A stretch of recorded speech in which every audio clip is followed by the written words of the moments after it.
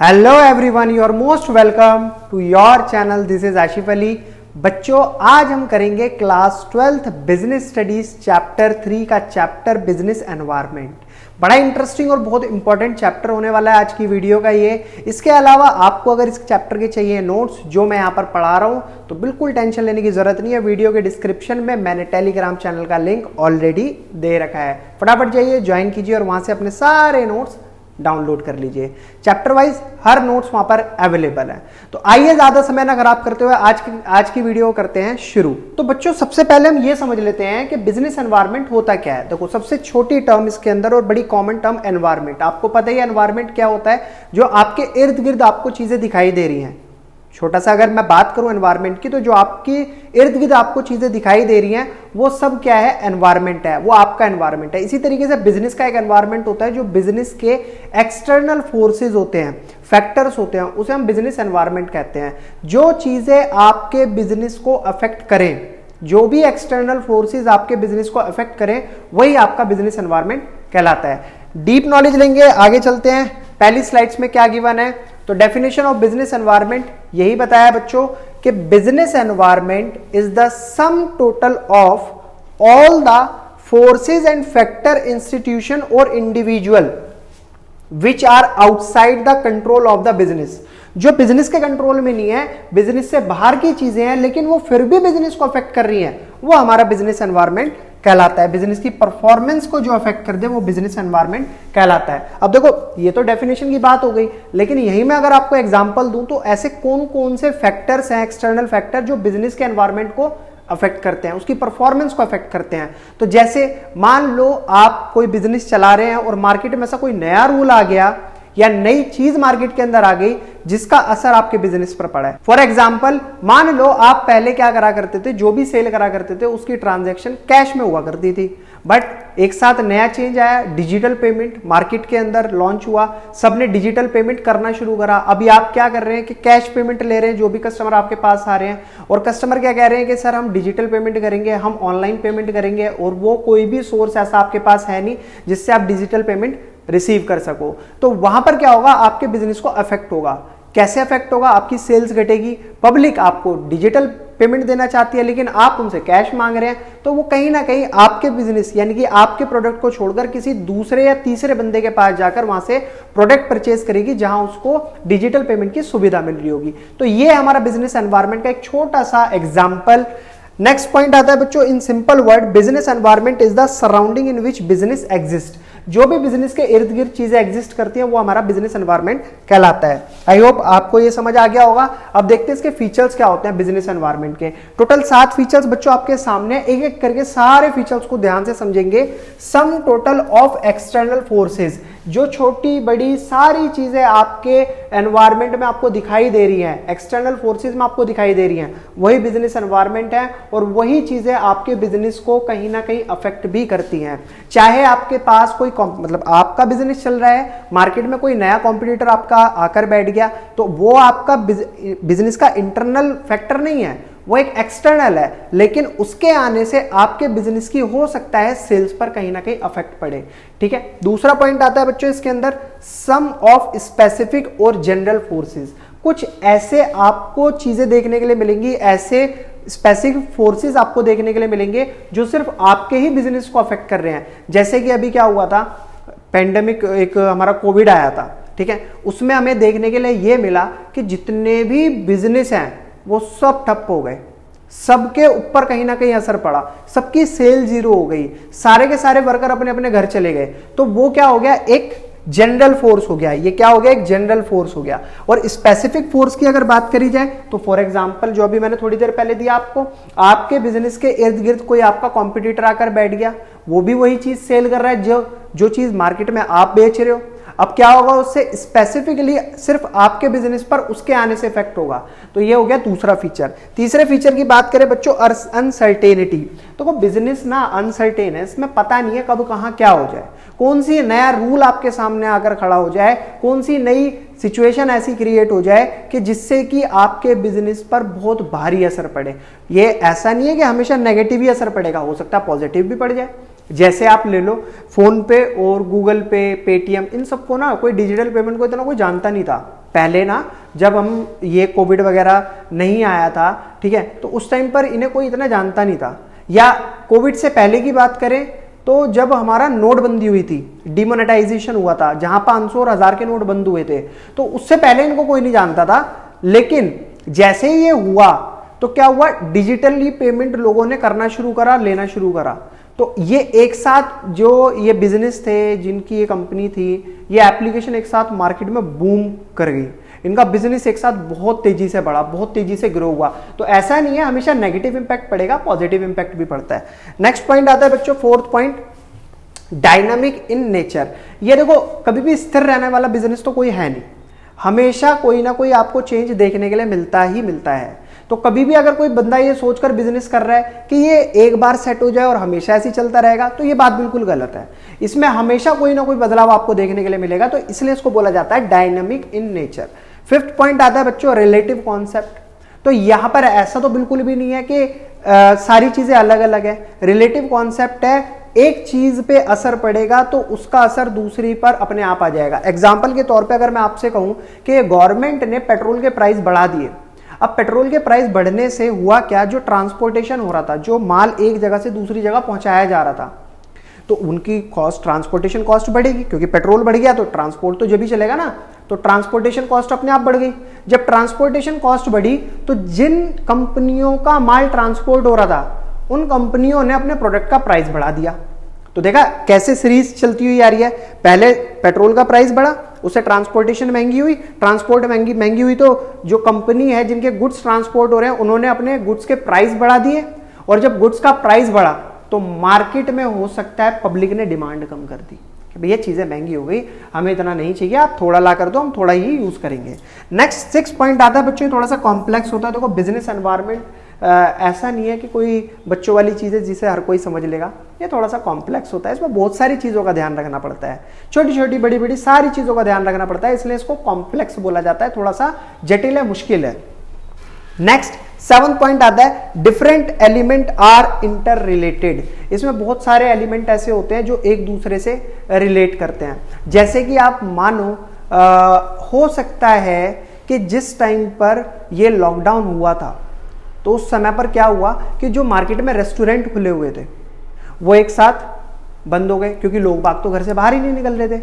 लेकिन वहीं दूसरी तरफ जो स्विगी वगैरह है, इनके जो ऑनलाइन डिलीवरी, जैसे ऑनलाइन हम बुक करते हैं ना, तो वो घर पे देकर जाते हैं, इनके बिजनेस ग्रो कर गए। क्यों ग्रो कर गए?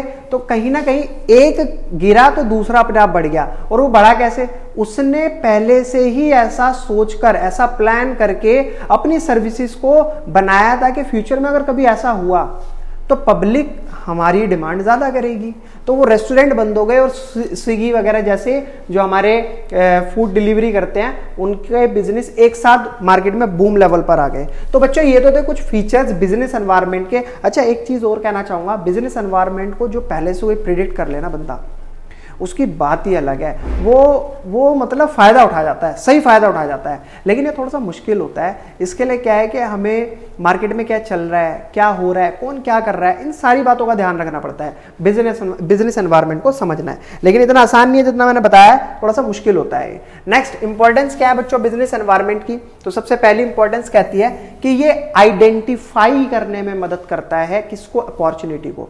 देखो, बिजनेस एनवायरनमेंट अगर हम सही तरीके से स्कैन करें कि इर्द गिर्द क्या हो रहा है, क्या होने वाला है, ये तो प्रिडिक्शन होगी क्या होने वाला है या क्या हो रहा था, इसके बीच में कौन सा ऐसा लूज पॉइंट है जिसको हम पकड़कर कुछ नया ला सकते हैं, तो ये बिजनेस एनवायरनमेंट हमें आइडेंटिफाई करने में मदद करता है ऐसी बिजनेस अपॉर्चुनिटी जिससे हम सबसे पहले एडवांटेज उठा सकते हैं, फर्स्ट मूवर एडवांटेज। अगर मान लो जब ऑनलाइन क्लासेस शुरू हुई थी तो उससे पहले तो ऑफलाइन क्लासेस चला करती थी, ऑनलाइन क्लासेस का इतना क्रेज भी नहीं था। लेकिन जब लॉकडाउन हुआ तो लोग बाग घर में बैठ गए। जब घर में बैठे तो उससे देखने के लिए क्या मिला कि जो ऐसे ऐसे इंस्टीट्यूशंस थे जिन्होंने इस टेक्नोलॉजी को सबसे पहले अडॉप्ट करा, उन्होंने प्रोवाइड कराई ऑनलाइन क्लासेस, तो वो मार्केट में चलते रहे। लेकिन जो ऑफलाइन के भरोसे बैठे हुए थे कि मार्केट खुलेगी, हम क्लासेस प्रोवाइड करना शुरू करेंगे ऑफलाइन क्लासेस, उनके कहीं ना कहीं कुछ के तो बेचारों के बिजनेस ही बंद हो गए, कुछ के स्कूल बंद हो गए, इंस्टीट्यूशन बंद हो गए। लेकिन जो लोग टिके रहे, ठीक है, किसकी वजह से रहे, ऑनलाइन क्लासेस की वजह से। तो उन्होंने नई टेक्नोलॉजी जल्दी अडॉप्ट कर ली, ठीक है। तो ये बहुत बढ़िया चीज है कि अपॉर्चुनिटी मिलती है। बिजनेस एनवायरनमेंट को स्कैन करने का फायदा ही ये है कि जो सबसे पहले मूव करेगा ना, कोई नई टेक्नोलॉजी पर काम करेगा, तो वो सबसे ज्यादा फायदा उठा जाता है, सबसे पहले बंदा। सेकंड पॉइंट आता है helps to identify threats and early warning signal. तो इससे होता क्या है, स्कैनिंग से होता ये है कि कोई ऐसी दिक्कत, कोई परेशानी जो आपको अपने बिजनेस में दिखाई दे रही है, उसको आइडेंटिफाई करो, उसके ऊपर काम करो, जिससे फ्यूचर में कोई ऐसी बहुत बड़ी सिचुएशन, बहुत बड़ा नुकसान आपका होने से बच जाए। तो ये अर्ली वार्निंग सिग्नल भी हमें दे देता है अगर हम बिजनेस एनवायरनमेंट को क्या करें, स्कैन करें। नेक्स्ट पॉइंट आता है बच्चों helps in tapping useful resources. Useful resources, नई नई टेक्नोलॉजी लो, नए नए रूल्स बनाओ, रेगुलेशंस बनाओ, ठीक है, सारी चीजें मतलब जो एडवांस लेवल की है उनको अडॉप्ट करो। इससे क्या होगा, आपका बिजनेस मार्केट में ग्रो करेगा। नेक्स्ट पॉइंट आता है बच्चों helps in कॉपिंग with rapid changes. Rapid changes, यहां पर आपको मैं एग्जांपल दूंगा सिंपल सा, कि मान लो पहले क्या होता था, कीपैड के फोन चला करते थे, फिर उसके बाद क्या हुआ, टच वाले फोन आए। तो जो कंपनियां कीपैड पे ही टिकी रही, हो सकता है वो मार्केट से बाहर ही हो गई, क्योंकि भाई मार्केट में एक एडवांस टेक्नोलॉजी आ गई, टच स्क्रीन, जो लोग सबसे ज्यादा डिमांड करने लगे। जब लोग डिमांड करने लगे तो मार्केट में उन्हीं की सेल बढ़ने लगी। तो जैसे कोई चेंज आए उसे फटाफट से अडॉप्ट करने की कोशिश करो, उस चेंज के अनुसार अपने आप को बदलो। नेक्स्ट पॉइंट आता है बच्चों helps in planning and policy formulation. Market में कोई नई पॉलिसी, प्लानिंग, जो भी जिस हिसाब से चल रही है, मान लो कोई गवर्नमेंट का रूल आया, उस हिसाब से अपनी पॉलिसी बदलो, प्लानिंग बदलो। जैसे मार्केट में आप कह सकते हो कि गवर्नमेंट ने टैक्स का रेट कम कर दिया, आरबीआई ने टैक्स का रेट कम कर दिया, तो इससे कंपनी को क्या प्लान करना चाहिए, क्या पॉलिसी बनानी चाहिए। टैक्स रेट कम हो गया तो इसकी वजह से क्या होगा, आप कंपनी को टैक्स कम देना पड़ेगा। जब टैक्स कम जाएगा तो वो किस पर काम करेगी, अपने बिजनेस को एक्सपेंड करने के ऊपर काम कर सकती है। तो इस तरीके से मैं आपको कहना चाहता हूं कि अगर ऐसा कुछ हो रहा है, आपको दिखाई दे रहा है, कोई बिजनेस एनवायरनमेंट को स्कैन करने से आपके सामने कोई नया पॉइंट निकल कर आया, तो आप उस हिसाब से प्लानिंग और पॉलिसीज बनाओ। नेक्स्ट पॉइंट आता है बच्चों हेल्प्स टू इंप्रूव परफॉर्मेंस। तो देखो बिजनेस एनवायरनमेंट हो या कोई भी दुनिया में कोई भी चीज हो, अगर आप उसे पहले से ही उसके बारे में देखेंगे, सोचेंगे, ठीक है, तो उससे होगा क्या, आपके बिजनेस की परफॉर्मेंस अपने आप ही बढ़ती चली जाएगी। परफॉर्मेंस बढ़ेगी तो आपका बिजनेस बढ़ेगा, बिजनेस बढ़ेगा तो प्रॉफिट बढ़ेगा। नेक्स्ट, इसके अलावा जो और पॉइंट्स आते हैं हमारे डायमेंशन से रिलेटेड हैं। बिजनेस के बच्चों 5, बिजनेस एनवायरनमेंट के टोटल 5 डायमेंशन हैं। पहला है इकोनॉमिक। इकोनॉमिक के अंदर क्या होता है, जो इकोनॉमिकली बात करी जाए, जैसे inflation, interest rate, tax rate, अगर इनसे रिलेटेड कोई बात हो रही है तो वो कौन से एनवायरनमेंट से रिलेट करता है, इकोनॉमिक एनवायरनमेंट से।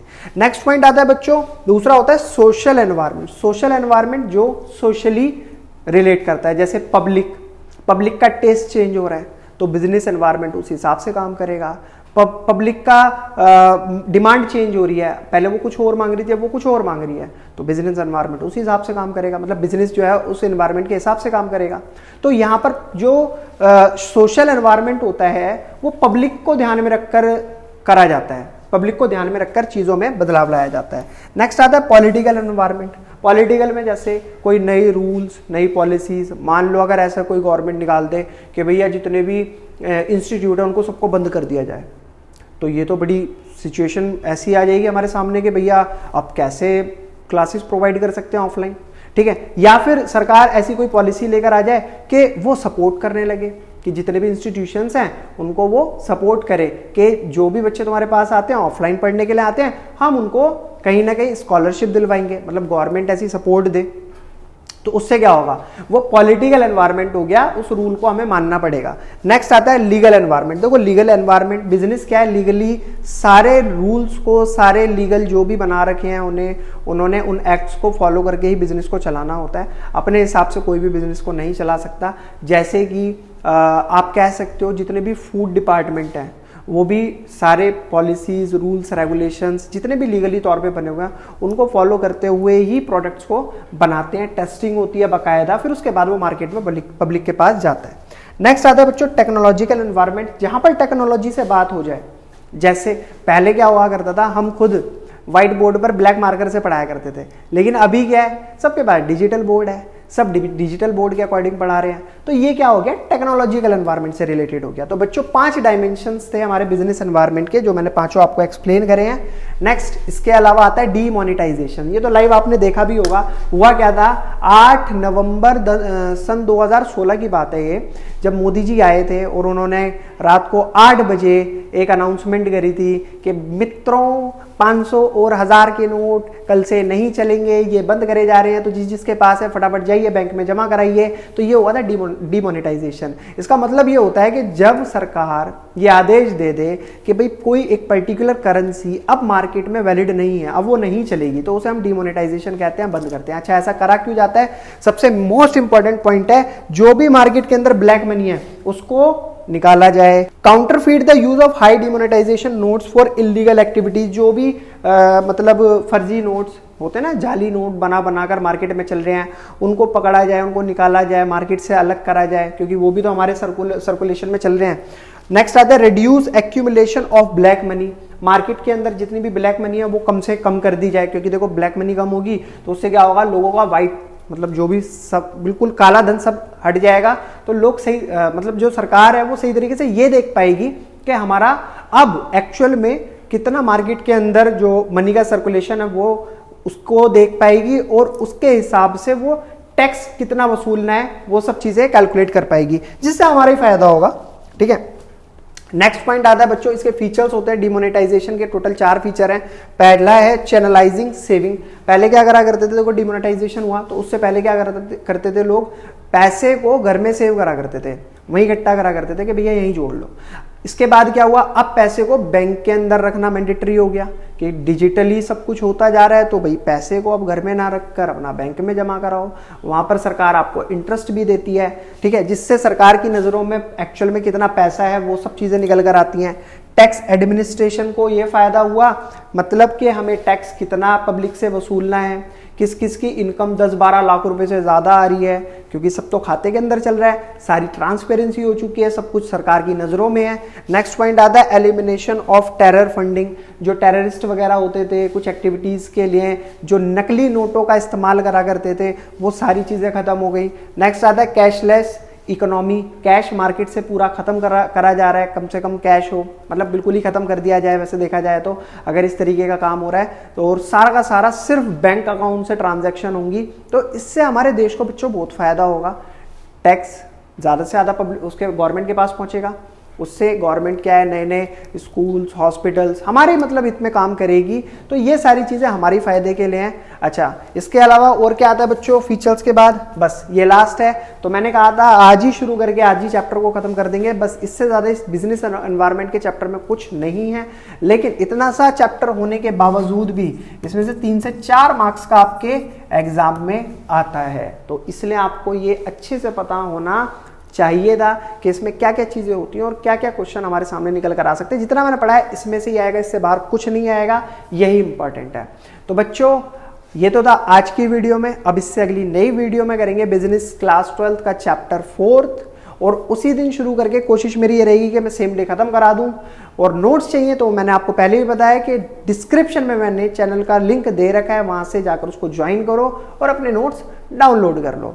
फिर मिलेंगे आपसे अगली नई वीडियो में नए चैप्टर के साथ, तब तक के लिए धन्यवाद।